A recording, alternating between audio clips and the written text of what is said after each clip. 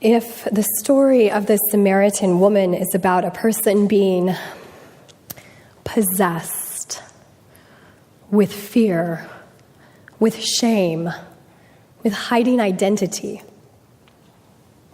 then Marie Howe's poem is a modern telling of that situation. And the first devil that I didn't think you, if I told you, would understand any of this.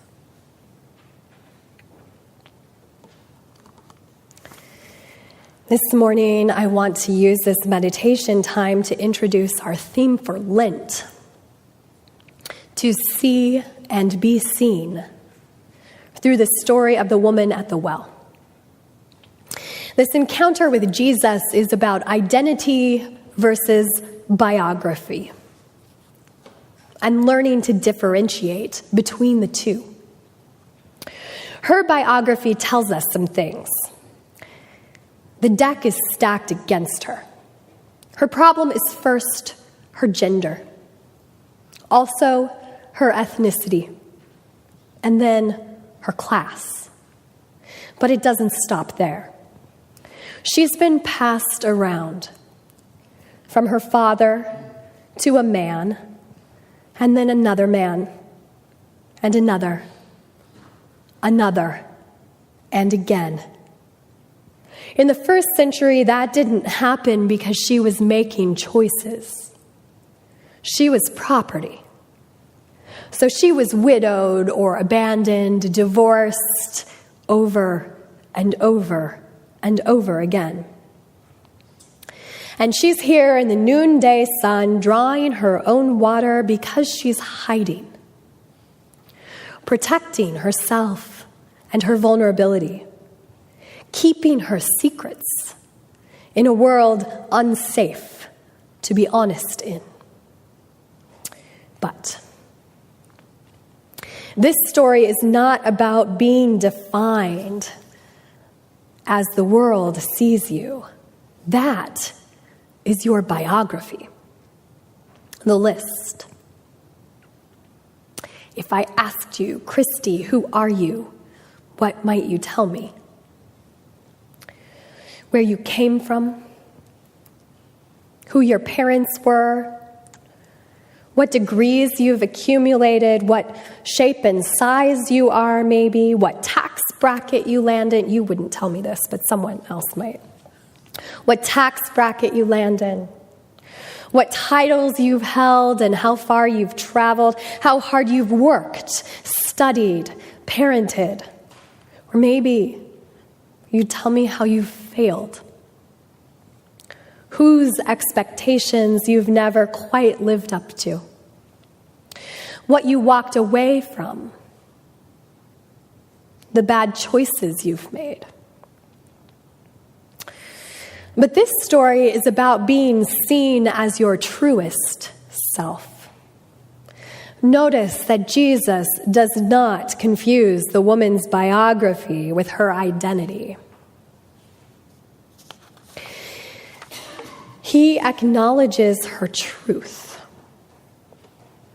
and he does not condemn her. In fact, he has, as Shauna has reminded us, the longest exchange recorded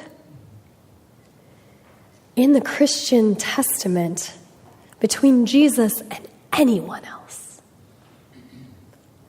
And look who he chooses. He frees her by telling her the truth, too. I am he says, the one who is speaking to you. This is not usual for Jesus. Jesus has been hiding his identity, too. Scholars call it the messianic secret, telling the disciples not to reveal him, to keep the truth about who he is quiet.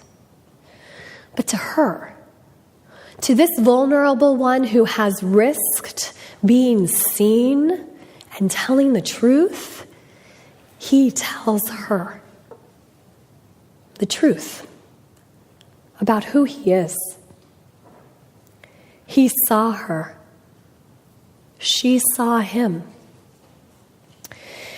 It is when we realize that God is not interested in condemning us, but in rescuing us, that we can free ourselves from whatever is binding us.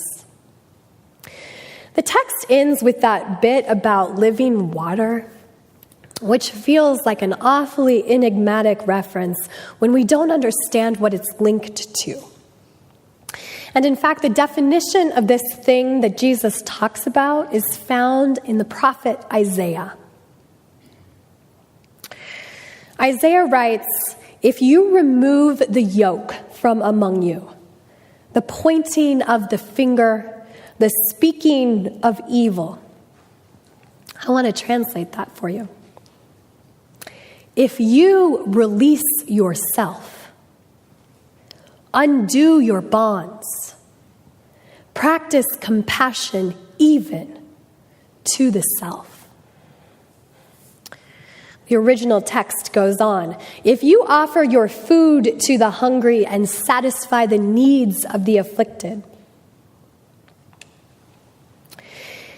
if you will see yourself into being so that you can see the needs of the other and take exquisite care,